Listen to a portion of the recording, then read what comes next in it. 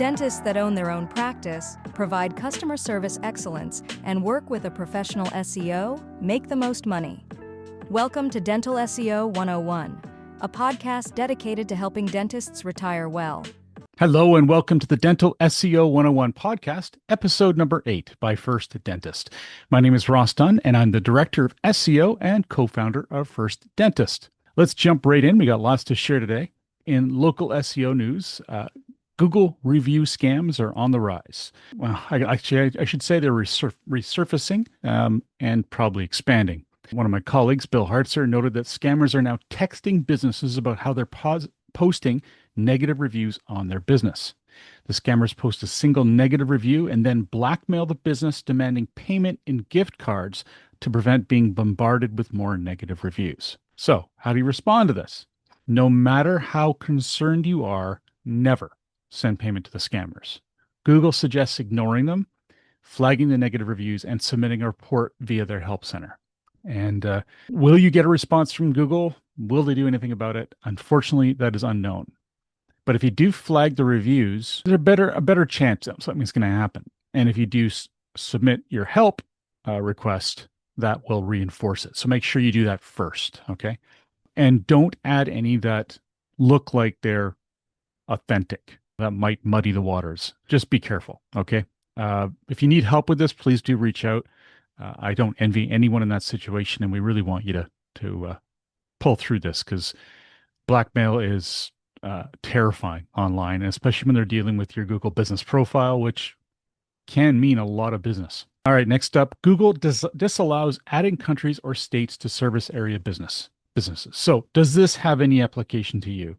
I couldn't directly think of a reason why a dentist would do this. However, there are practices perhaps that are statewide, and maybe they want to be more of an area. I don't know. I just wanted to be sure I covered this because it is rather important.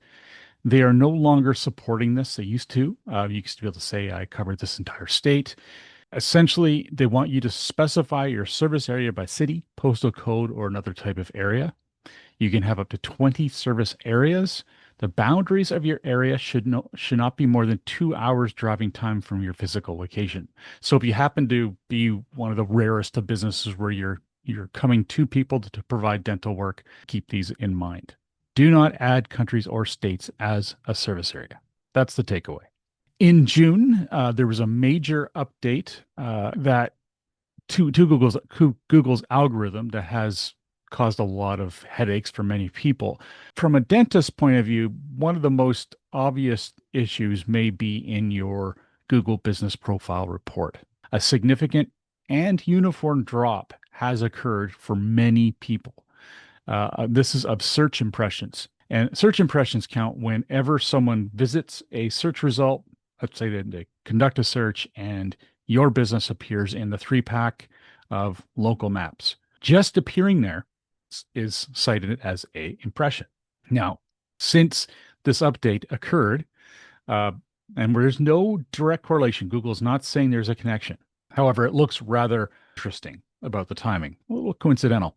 People are seeing between 40% and 90% drops in search impressions. That's pretty significant. Up till now, we have not seen any improvements in this for the odd person who has been affected. Again, it's been uniform, but across a different margin of people. We don't know if it's affecting all dentists. So far, we've seen it in a fragmented basis across hours. So I would take it with a grain of salt. Don't be too concerned about this drop.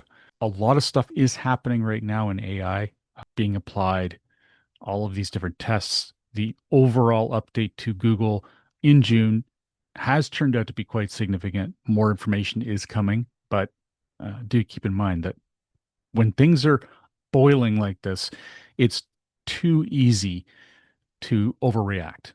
Just chill and see if things stabilize, which likely it will in most cases. Unless you've done something you've done very wrong, that you're pretty much in a good space here.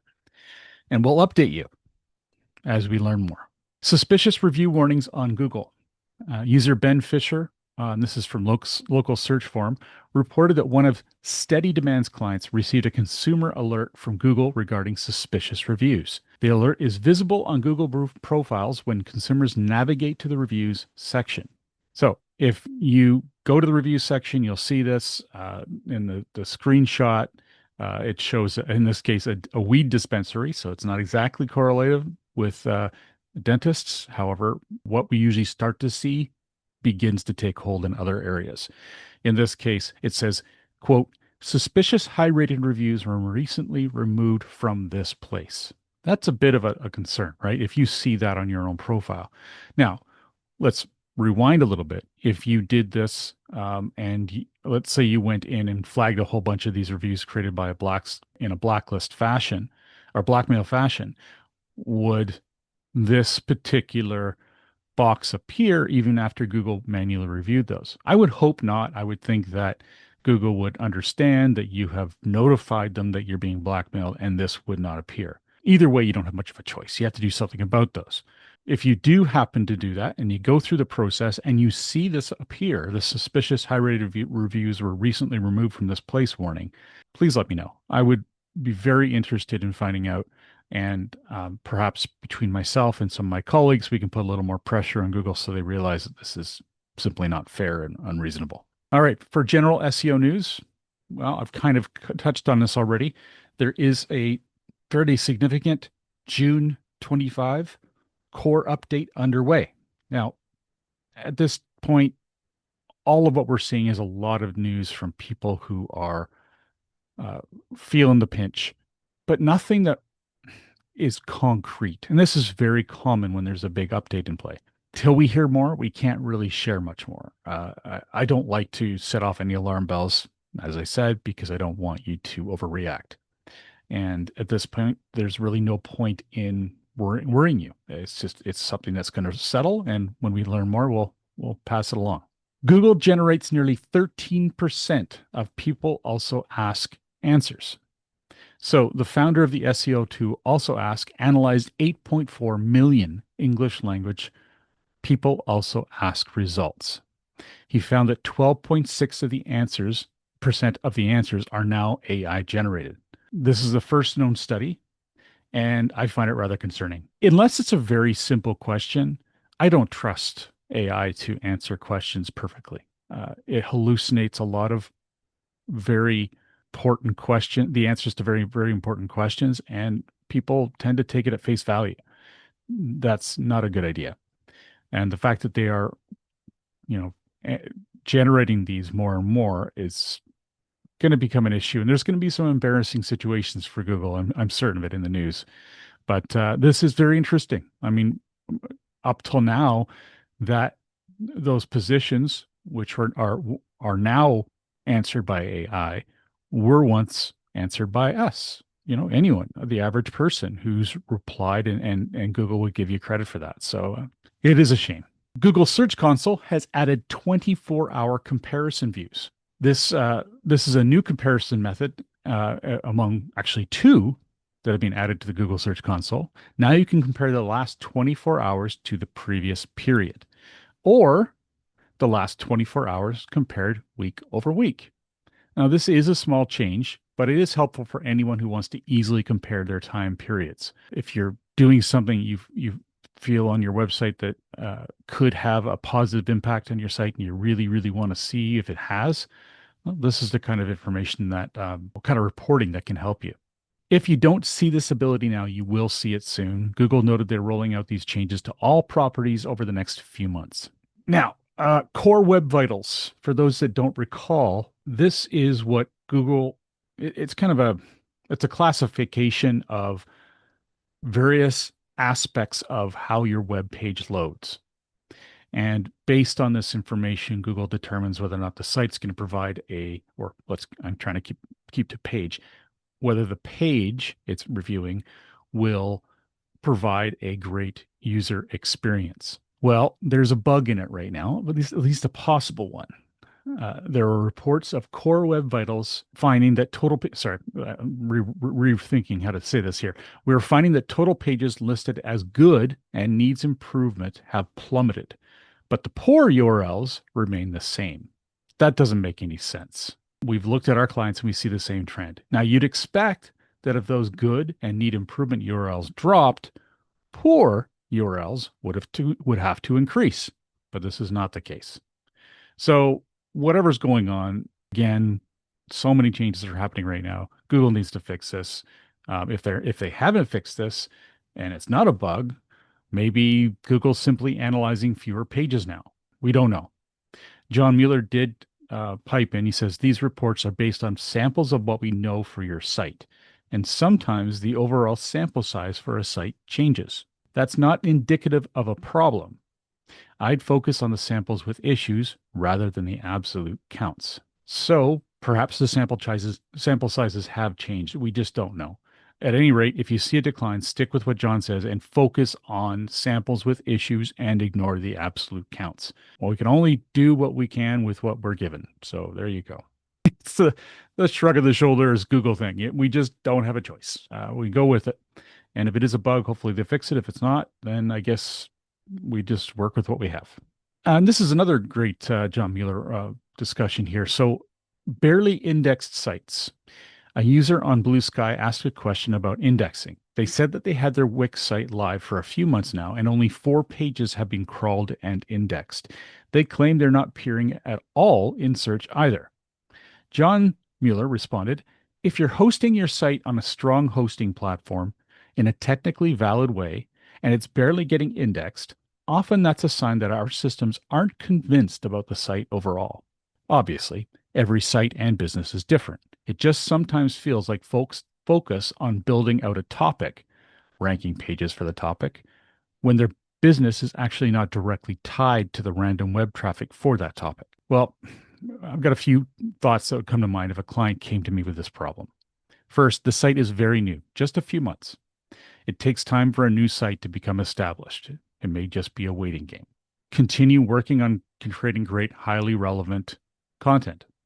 If the content that you have on there isn't that great, that might be a reason why. You'd want to work on links and citations, anything that can build the authority of your site so that Google decides that it's worth caring about. Now, remember, and I try to say this as often as I can, you have to earn the right to rank. A dear friend of mine, rest in peace, she used to say that all the time, and I believe it wholeheartedly. It's a very good way to put it. Why you? Why should you rank? Well, you have to earn it. And showing Google that you have earned it is very simple. Building authority. Have people link to you.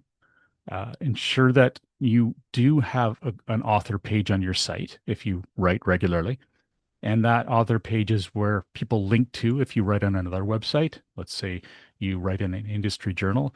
If you could ask them, for the author page, could you make sure that you link back to my author page on my site? That's where I have everyone linking to so that Google can see that I have expertise. This will help you. That's one thing you really need to tell them. It will help them because Google wants to see that whatever's written has been written by an expert. AI in search. Wow, what a shock. There's a lot a lot to share here, but let's just jump right in. Google AI overviews rank below position 1 in 12.4% of cases. Now, this is another one of the studies, and we're seeing a lot of them come out these days. The joke here is that AI overviews are slipping in search rankings. Well, a month ago, roughly 98% of all AI overviews ranked in the number 1 position. So there is a change here.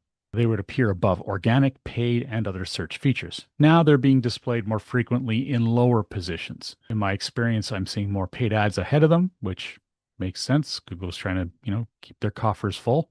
A study by SEO Clarity found the following. 87.6% of AI overviews are in position 1, still very high. 7.6% appear in position 2, 2.8% appear in position 3, and 2% appear in position 4 or lower. Intent stats found by the study show that informational continues to dominate, accounting for 80% of all AI overviews. That's informational searches, I should say. So these are people just looking for information about what's happening locally. What does this mean, or how when did this particular holiday start and why? Just really random informational based queries. Only 12.38% of them are transactional. So that's how do I book, or help me book, or I'm just giving some examples here. Uh, where is the nearest dentist? How do I choose a dentist?